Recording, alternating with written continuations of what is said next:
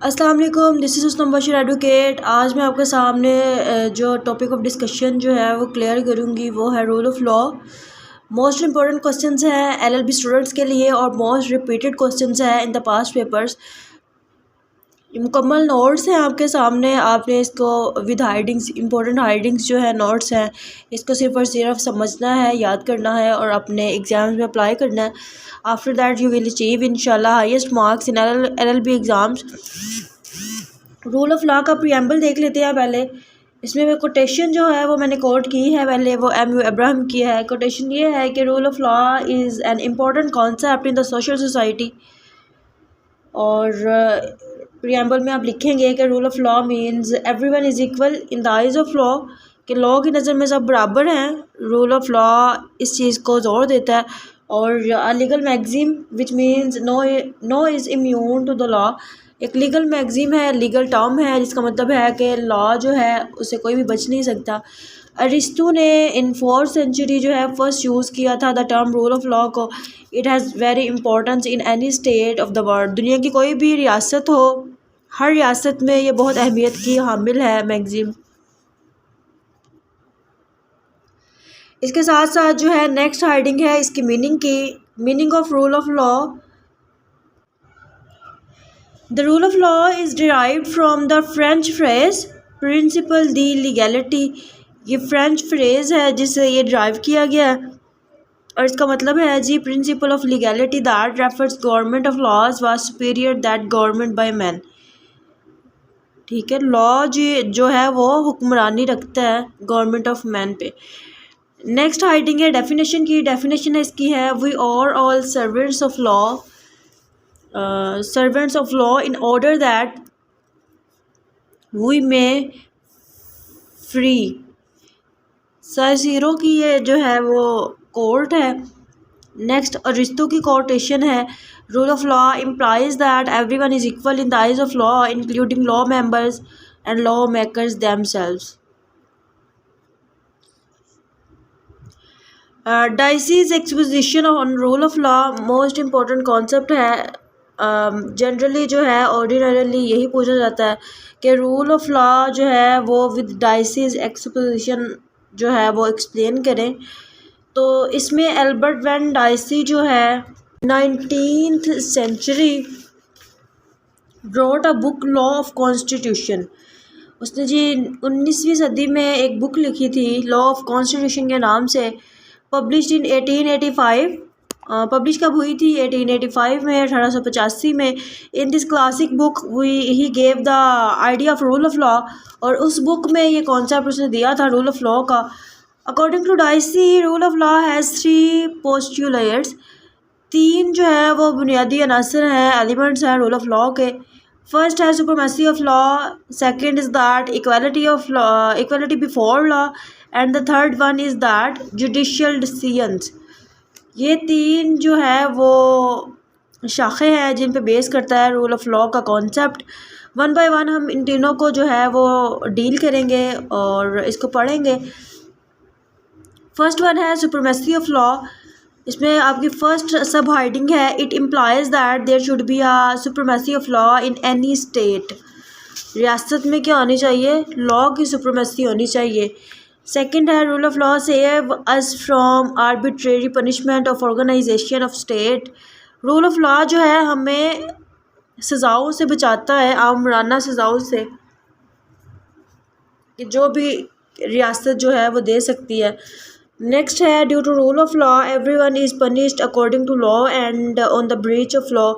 यानी ये नहीं है कि हर बंदा जो है वो सज़ा का मुस्तहिक है, सिर्फ वो लोग जिन्होंने कानून को तोड़ा है और वो लोग जिन्होंने लॉ को वायलेट किया है वो जो है कानून के मुताबिक जवाबदेह हैं और उनको सज़ा हो सकती है under the rule of law concept. Next heading है आपकी इक्वलिटी बिफोर लॉ। इसकी सब हाइडिंग 1 है everyone is equal before the law whatsoever his cast rank और कंडीशन। हर बंदा जो है बिला इम्तियाज़ अपनी मज़हब, फ़िरके, ज़ात पात के कानून के सामने बराबर है। और सेकंड पॉइंट है इसका everyone will get same treatment of law. कि हर बंदे को जो है वो वही लॉ का ट्रीटमेंट देना चाहिए जो कि लॉ अथोराइज़ करता है। यहाँ पे हर ख़ास व आम का जो इम्तियाज़ है, उसकी जो बर्तरी है, उसको ख़त्म किया जा रहा है।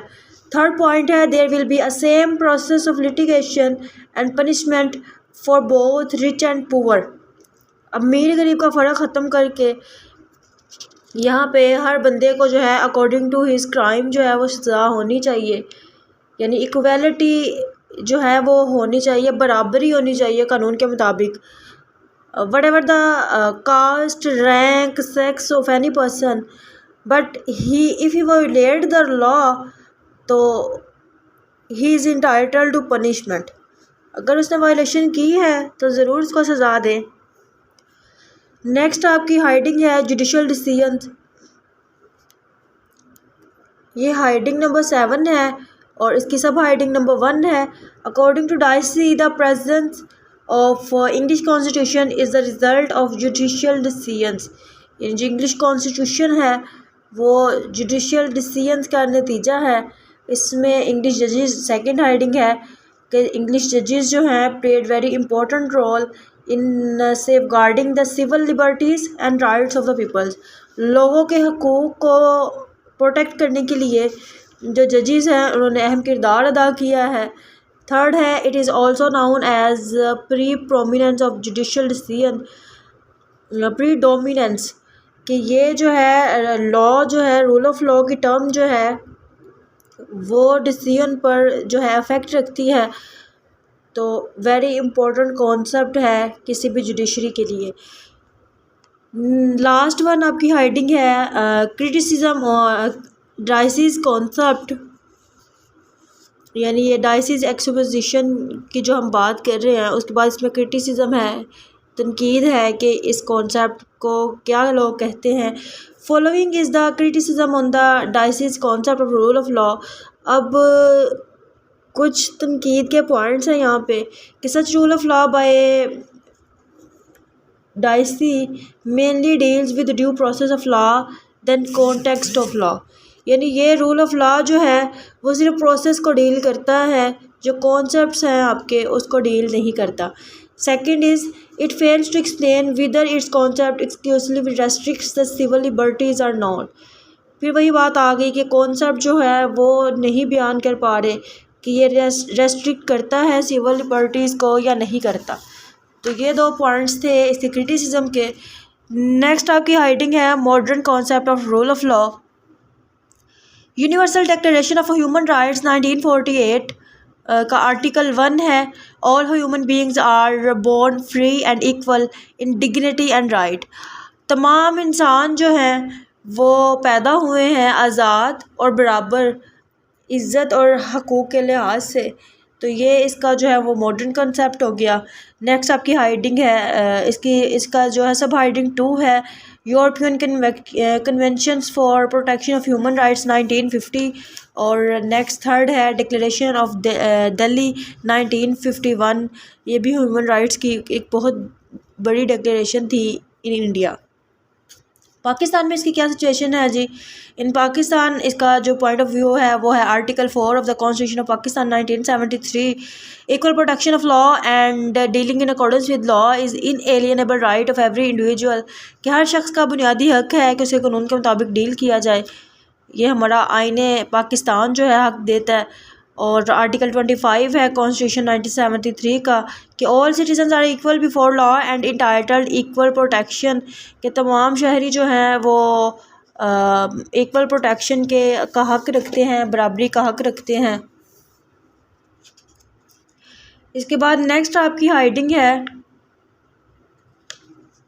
Administrative authorities and rule of law.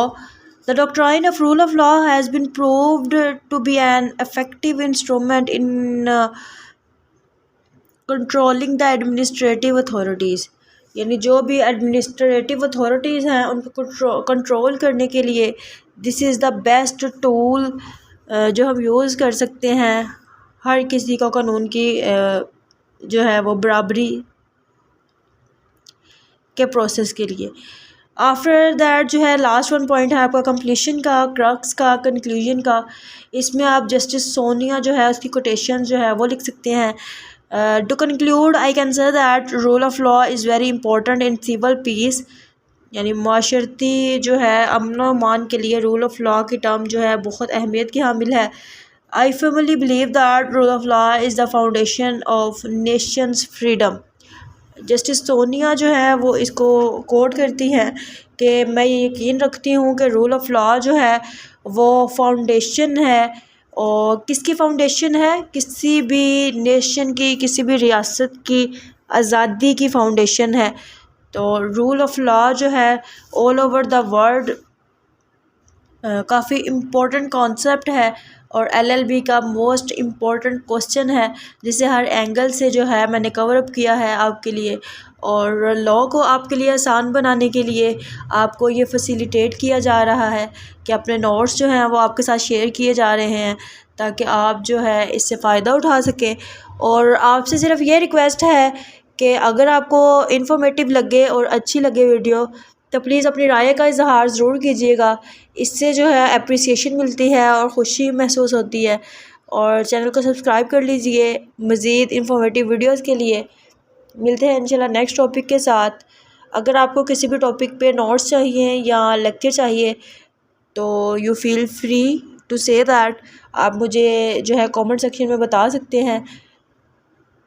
मिलते हैं इंशाल्लाह नेक्स्ट वीडियो में, तब तक के लिए अल्लाह हाफिज़।